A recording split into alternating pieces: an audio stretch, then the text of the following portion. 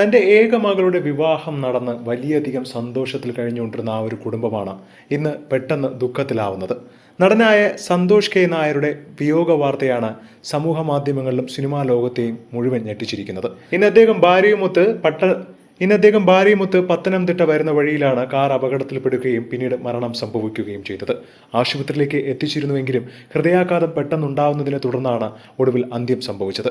പക്ഷേ ഇപ്പോഴും അദ്ദേഹത്തിന്റെ ഭാര്യ അദ്ദേഹം ജീവനോടെ ഉണ്ട് എന്ന് കരുതിക്കൊണ്ടാണ് ഗുരുതരാവസ്ഥയിൽ ഇപ്പോഴും കഴിയുന്നത്. ഇതെങ്ങനെയാണ് കുടുംബം അതിജീവിക്കാൻ പോകുന്നതെന്ന് ആർക്കും അറിയില്ല. ഈ ഒരു സമയത്ത് സന്തോഷിന്റെ ഉറ്റ സുഹൃത്തു കൂടിയായ മോഹൻലാൽ പങ്കുവച്ച കുറിപ്പാണ് ഏറെ വേദനിപ്പിക്കുന്നത്. മോഹൻലാലുമായി വളരെ അടുത്ത സൗഹൃദം സൂക്ഷിച്ച ഒരു വ്യക്തിയാണ് സന്തോഷ് കെ നായർ.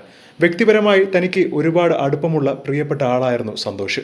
പണ്ട് മുതലേ നല്ലൊരു സുഹൃത്തും സഹോദരനും കൂടിയായിരുന്നു അദ്ദേഹം. ഏറെ വിഷമിപ്പിക്കുന്ന ഒരു ദുഃഖവാർത്ത കേട്ടിട്ടാണ് ഇന്ന് രാവിലെ ഉണരുന്നത്. എന്റെ പ്രിയപ്പെട്ട അനുജൻ എന്ന് പറയുന്ന സന്തോഷ് ഒരു വാഹനാപകടത്തിൽ ഈ ലോകത്തോട് വിട പറഞ്ഞു. കോളേജ് കാലം തൊട്ട് എനിക്ക് വളരെ അടുപ്പമുള്ള ഒരു വ്യക്തിയായിരുന്നു. എന്റെ ജൂനിയർ കൂടിയായിരുന്നു സന്തോഷ്. ആ കാലം തൊട്ടേ നല്ലൊരു സുഹൃത്തും സഹോദരനുമായിരുന്നു അദ്ദേഹം എനിക്ക്.